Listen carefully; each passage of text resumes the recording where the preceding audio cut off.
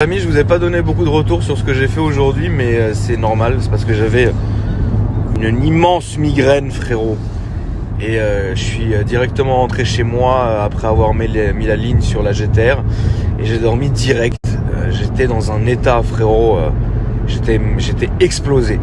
Mais c'est beau, c'est beau. Et donc du coup, voilà, donc ça va, tout va bien. Slim, l'oncle Slim, frérot, va prendre la route bientôt parce qu'on est en train de... Ouais, c'est con que je le dise, mais je sais même pas d'ailleurs pourquoi j'en parle, mais on est sur un projet assez secret, lui et moi, et du coup là il va se déplacer pour aller voir le projet en question, si ça vaut le coup ou pas. Quoi d'autre? Bah sinon ça roule, hein. Sinon c'est beau, c'est beau. Sinon la GTR va rentrer en carrosserie lundi. Alors je me tâte à faire certains trucs, mais bon, je me dis que en fait c'est con parce que il y a deux choses sur lesquelles j'hésite sur cette voiture là, mais en fait à chaque fois que je la revois en vrai, bah je me dis en fait non, tu vois.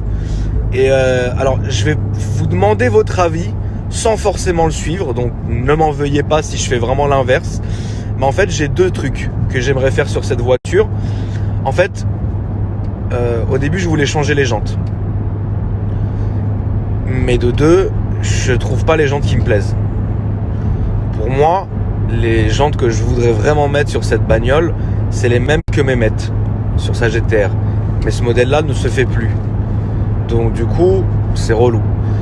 Donc après je me suis dit je vais quand même garder mes jantes, mais je vais mettre des élargisseurs de voie pour que ça soit joli. Ça c'est sûr qu'on va le faire. GL Racing les a commandés, donc il n'y a aucun souci pour ça, ok. Mais j'ai vu une photo d'une GTR avec les jantes or, mais or mat, tu vois. Et je trouve que ça fait magnifique, personnellement. Donc je sais pas si c'est beau ou pas, mais moi je trouve ça très beau. Ensuite, mon aileron, vous voyez, il est tout en carbone. Alors quand j'ai eu la voiture, c'est vrai que, tiens, ça c'est peut-être la Bacouze. Non, c'est bon, là-bas ils ont une plaque 95, pas 93, donc c'est beau. Qu'est-ce que je voulais dire? En fait, mon aileron, quand vous le regardez, c'est une grosse pièce en carbone qui est posée, tu vois. C'est joli, c'est boli, tu vois, mais je me suis dit, si je peignais les bords, donc les bords de l'aileron en blanc couleur carrosserie, ça raffermirait le truc, tu vois. Ça ferait plus posé, je sais pas si ça ferait beau, et je pense que ça ferait très beau, tu vois. Donc voilà, c'est un peu des questions qui sont pas méchantes, parce qu'en vrai, regardez, imaginez je peins les jantes, ça me plaît pas, je peux les refaire à l'origine, je m'en fous, tu vois. Mais bon, ça sert à rien de jeter de l'oseille. Et par contre l'aileron, je peux pas me rater, parce que l'aileron ils vont peindre sur du carbone. Si jamais ils le peignent et que ça rend dégueulasse, je vais pas te cacher qu'ils pourront, on pourra pas avoir l'origine, quoi. Et donc du coup c'est vraiment un truc sur lequel je peux me poser, mais je pense que ça pourrait faire très joli. Ça ferait plus habillé. Là ça fait brut, l'autre ça ferait plus habillé. En bref, c'est des questions comme ça sur lesquelles je me pose. Et voilà. Mais c'est beau, c'est beau. Sinon au niveau du Jeep, je vais lui refaire d'abord une santé. Parce que c'est une voiture que je m'attraque beaucoup. Donc c'est vrai qu'en story et en vidéo, alors je suis pas non plus suicidaire ou débile, je m'arrange toujours pour conduire tranquillement comme là maintenant, où tu vois, du moins dans les limitations, tu vois. Après en perso et sur quelques médias sur lesquels il y a vraiment très peu de gens qui me suivent, je vais vraiment le matraquer. C'est une voiture que je matraque beaucoup, mais tout le temps, tu vois. Et du coup, comme j'aime bien cette voiture quand même si l'intérieur me sort par le nez, je trouve que c'est une très très jolie voiture, très agréable et tout ça.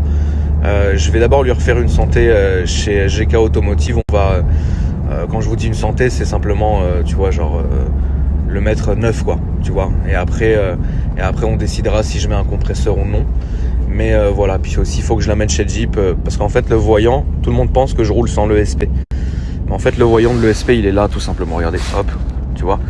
Et ça en fait c'est alors c'est très con, mais sur certaines américaines, ça c'est le voyant de cerclage du volant.